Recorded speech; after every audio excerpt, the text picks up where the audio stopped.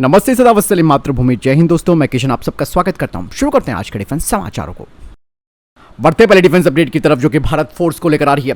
Bharat force भी अब 25 ton का एक लाइट टैंक बनाने पर काम कर रहा है और कंपनी की तरफ से ये कहा गया है कि इस टैंक में कई सारे एडवांस फीचर्स होने वाले हैं, जैसे कि इसमें एक integrated fire control system, electric gun और टर्रेट ड्राइव सिस्टम होगा। इसके अलावा इसमें पैनोरामिक साइड 360 डिग्री व्यू होगा बैटलफील्ड का। इसके अलावा शार्पनल डिटेक्शन काउंटर मेजर्स होंगे, एक्सप्लोजिव रिएक्टर आर्मर पैकेज इसमें लगाया जाएगा, ऑक्सिलरी कूलिंग यूनिट इसमें होगी, साथ ही साथ ऑक्सिलरी पावर यूनिट भी इसमें लगाई जाएगी। साथ ही इस टैंक में laser warning integration battlefield management system होगा और शॉट डिटेक्शन सिस्टम होगा। यानी कि दोस्तों, जोरावर लाइट टैंक के बाद एक और लाइट टैंक तैयार होने वाला है, जिसके लिए काफी तेजी से भारत फोर्स काम कर रहा है।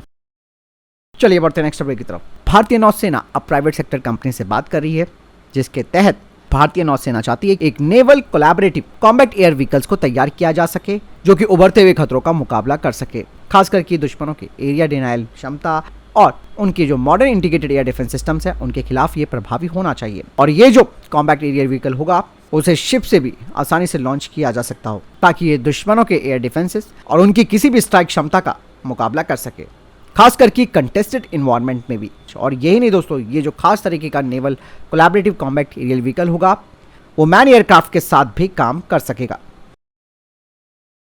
बढ़ते नेक्स्ट अपडेट की तरफ दोस्तों। भारतीय वायुसेना ने अब प्राइवेट सेक्टर की कंपनी से कहा है कि वो एक कोलैबोरेटिव डिजाइन और डेवलपमेंट करे मल्टी डोमेन लॉन्च क्षमता वाला लॉइटरिंग एरियल इंटरसेप्टर सिस्टम का। यानी कि भारतीय वायुसेना एक autonomous swarm drone interceptor system चाहती है और इसका उद्देश्य होगा दुश्मनों के स्वार्म ड्रोन्स का मुकाबला किया जा सके। और ये जो प्रणाली बनाई जानी है उसमें ऑटोनोमस मल्टी ड्रोन स्वार्म्स होंगे, जो कि हार्ड और सॉफ्ट किल मैकेनिज्म के संयोजन से कई खतरों को बेअसर करने में सक्षम होने चाहिए।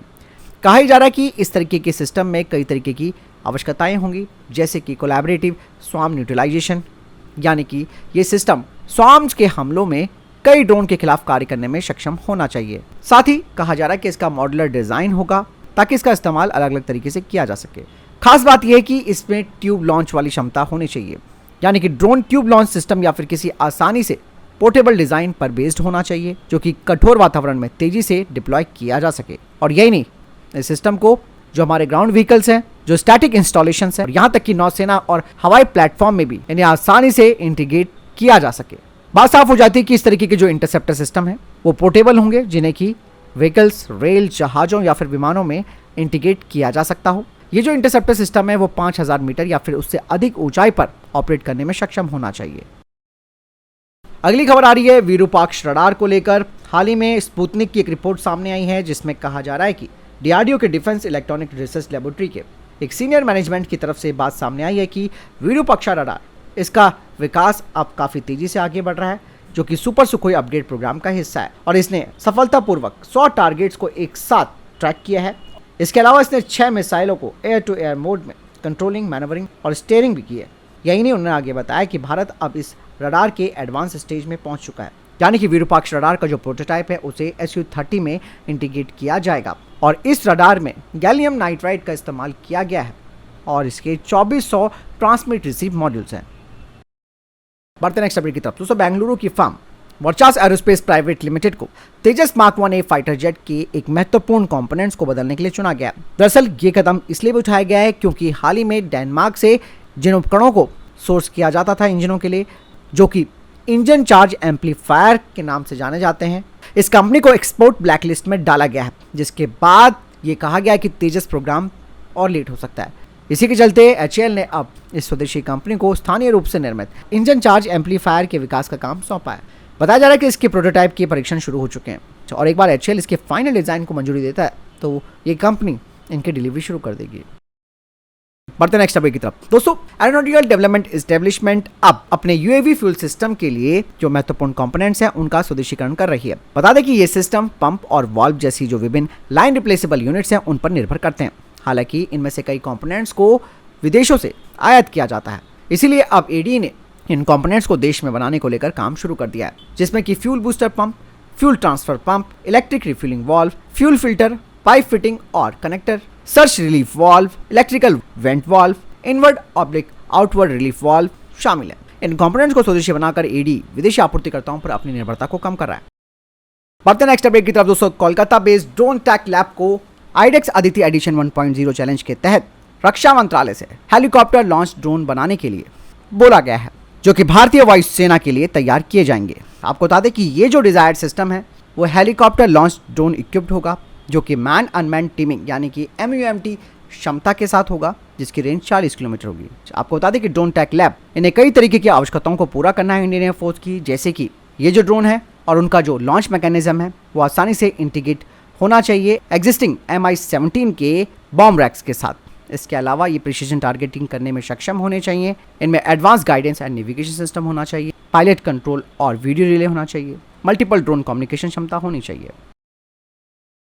बढ़ते नेक्स्ट अपडेट की तरफ दोस्तों। इंडियन एयरफोर्स अब प्राइवेट सेक्टर की कंपनियों से बात कर रही है कि वो एक इंटीग्रेटेड रडार और कम्युनिकेशन क्षमताओं के साथ रोड मोबाइल टेथर्ड एरोसैट सिस्टम को तैयार कर सके, जिससे कि भारतीय वायुसेना की जो रडार और कम्युनिकेशन कवरेज है वो बढ़ सके। और इसके तहत 80 से 120 किलोमीटर की रेंज में लो लेवल रडार और कम्युनिकेशन रेंज को बढ़ाना है, जो कि रेडियो लाइन ऑफ साइट के द्वारा लगाई गई जो सीमाएं हैं यानी कि रेंज है उसे भी पार कर जाता है। और ये एडवांस प्रणाली विशेष रूप से दूरस्थ और चुनौतीपूर्ण वातावरण में हवाई वस्तुओं का पता लगाने, ट्रैक करने और कम्युनिकेशन रिले को बेहतर बनाने में महत्वपूर्ण भूमिका निभाएगी।